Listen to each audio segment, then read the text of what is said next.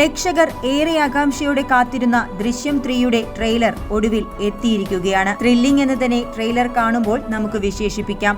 Varun missing കേസുമായി ബന്ധപ്പെട്ട് ഇനിയും പറയാത്ത എന്തെല്ലാമോ കാര്യങ്ങൾ പ്രേക്ഷകരിലേക്ക് എത്തിക്കാനുള്ളതാണ് ദൃശ്യം 3യുടെ ദൗത്യമെന്നാണ് ട്രെയിലർ കാണുമ്പോൾ മനസ്സിലാകുന്നത്. ആകാംക്ഷ നിറച്ച ഡയലോഗുകൾ കൊണ്ട് നിറഞ്ഞതാണ് ട്രെയിലർ.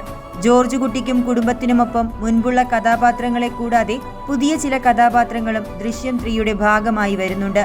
രണ്ടാം ഭാഗം അവസാനിച്ചെടുത്തു നിന്നും കഥ എങ്ങോട്ടു നീങ്ങുന്നു എന്ന പ്രേക്ഷകരുടെ ആകാംക്ഷയ്ക്ക് ആക്കം കൂട്ടുന്നതാണ് പുതിയ ദൃശ്യങ്ങൾ. ജോർജ് കുട്ടിയുടെ ഇനിയും കാണാത്ത മുഖം, വരുൺ കൊലക്കേസിലെ ഇനിയും പുറം ലോകമറിയാത്ത പിന്നാമ്പുറ കഥകൾ, ഇതൊക്കെയാകും ദൃശ്യം 3യുടെ ഉള്ളടക്കം.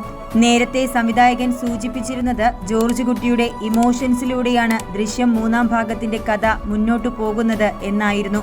അങ്ങനെയും ഒരു വശം ദൃശ്യം 3ക്കുണ്ട്.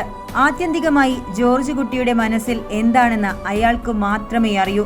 അങ്ങനെ നോക്കുമ്പോൾ ജോർജ് കുട്ടി തന്റെ കുടുംബത്തിന് വേണ്ടി എന്തൊക്കെ നിഗൂഢതകളാണ് ഒളിപ്പിച്ചിരിക്കുന്നതെന്നും ഇനി എന്തൊക്കെ കാണിച്ചാൽ അയാൾക്ക് തന്റെ കുടുംബത്തെ രക്ഷിച്ചെടുക്കാൻ പറ്റുമെന്നതുമൊക്കെ ആയിരിക്കും ദൃശ്യം 3യുടെ കഥയെ സങ്കീർണമാക്കുന്നത്. ട്രെയിലറിൽ ഭയത്തിന്റെ നിഴൽ ബാധിച്ച ജോർജ് കുട്ടിയെയും നമുക്ക് കാണാൻ സാധിക്കുന്നുണ്ട്.